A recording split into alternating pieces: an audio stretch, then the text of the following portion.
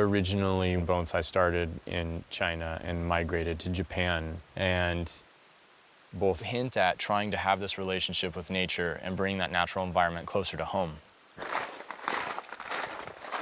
My name's Ryan Neal, and I'm a bonsai professional, which doesn't quite feel accurate, but there's not a better word for what I do right now. We are at Bonsai Mirai, which is a facility that I conceptualized during my apprenticeship in Japan as being an incubator for the evolution and exploration of bonsai as a communicative art form.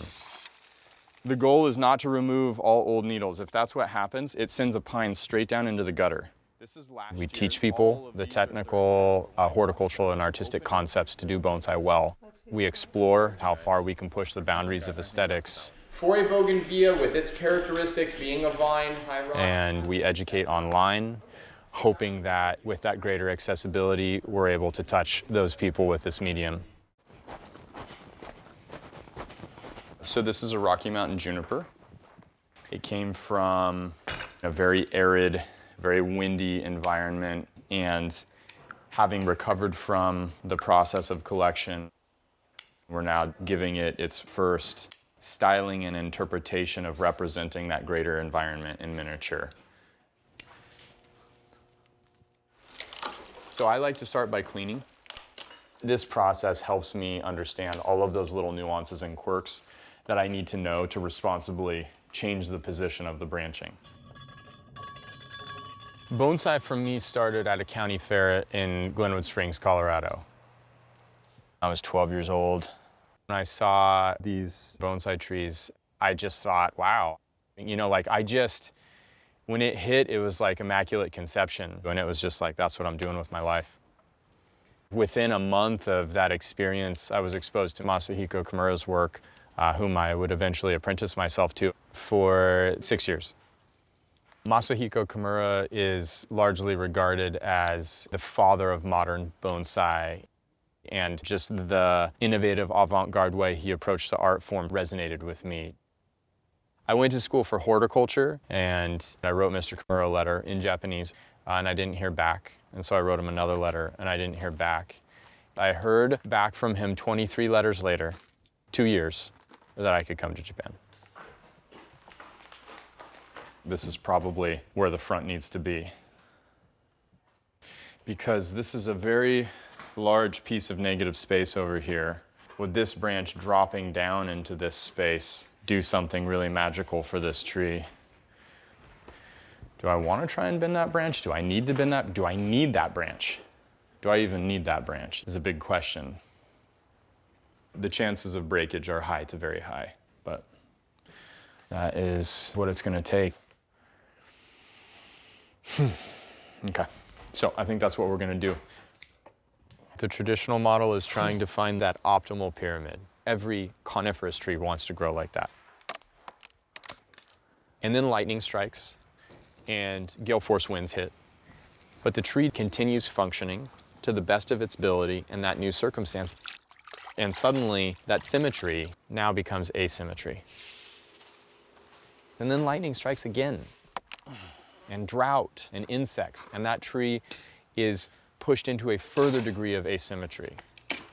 And you start to see this incremental shift from young to old, and you just have a really good story there. And you match the aesthetic to those characteristics.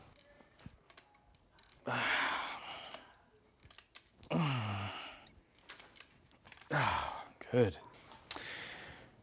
And of course, I want a little bit more.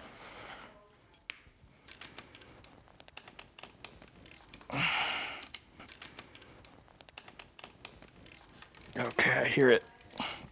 I hear it starting to tear. You can hear it right here. It's just everything stretching. It stopped now.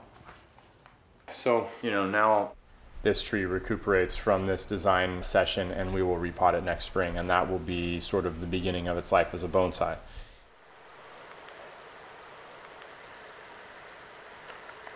My name is Ryan Neal. I'm 24 years old. I've been here for closing in on 2 years now, And I wish I could say it's getting easier, but it seems like things just keep getting more and more complicated as the depth of understanding and the art progresses. My apprenticeship in Japan with Masahiko Kimura was very, very challenging. The notion of apprenticeship on that kind of traditional level demands a lot of humility.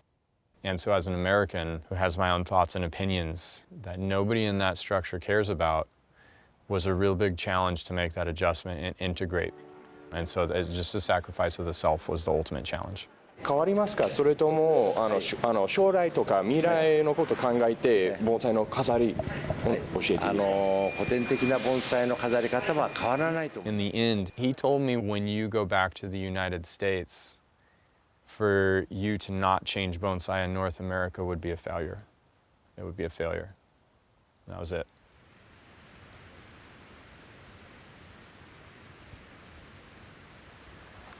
When I came back from Japan, let's go. I was really inspired to understand continental North America a little bit better. Come on. Originally, when bonsai started, the stunted tree out of the wild had a spirit and a soul that was difficult to create. But there is definitely an ethic with collecting these stunted trees. We're privileged to have national forest. And there are definitely places where you can and can't collect, but you gotta follow the rules. Oh, that's interesting. That's super interesting. Subalpine fir, it lost its top, and each of these little branches is popping up as a subtrunk because the apex was lost. It's just really interesting. This tree has just an absolute quest to survive. That's it. It's a wonderful aesthetic. You know, North America is such a dramatic landscape. But not everybody can come up here. Not everybody knows that this does exist. And it's like to use this vehicle of the miniaturized tree, you're trying to take people there. This tree would have no possibility of being collected. It's completely locked in the rock, but it doesn't matter whether or not a tree is collectible. When you see these things, it just adds to this file system of imagery of what you can pull on when you get to work on different species of trees. It certainly is inspiring. So this is the tree that we worked on last year, and now that it's grown and recovered, we have the opportunity to put it into its first bonsai container.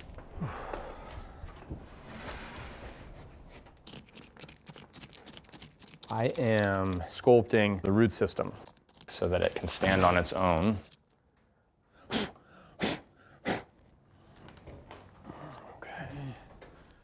It's really, it's an interesting time to be alive because so much has been at our fingertips. I sense that we're moving backwards, and maybe that's not such a bad thing because that causes us to rethink the system. That's one of the big issues with sustainability is it's such a big concept that it's almost impossible to digest. And that's really where I've seen bonsai have a lot of power. You know, it makes it digestible because you just have to worry about your relationship with this singular tree. And that becomes a metaphor that highlights our collaborative relationship with the natural environment. So the whole thing ties together in the end. Okay. I have to prepare the container now.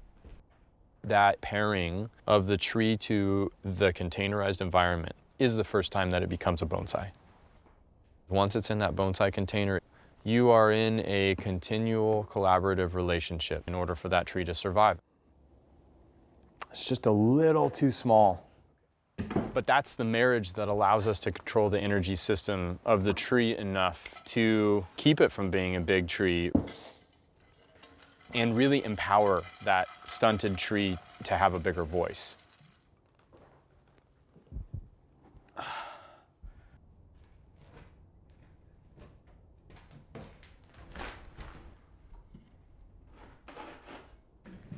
Took that last little, just that little nudge. Just that last little nudge. I'm not Japanese. There are things I'll never understand about Japanese culture. But I learned in Japan that You can't know something unless you've existed in it through good, bad, and ugly. So for me, as we continue to evolve this art form in the Western world, I chose to embed myself in this wonderful landmass of North America. These nuances of the land are what we're losing. And through these little trees, I look at those bigger trees and I recognize that I do have a place in their life cycle, just in the manner in which I choose to consume resources and how I handle all of the living things that I come into contact with. I think that's really beautiful. Cool. It's a real scalable awareness that Bonsai has created. And it's like, oh, through this work, I can communicate this relationship that we have. And that has become the greater mission.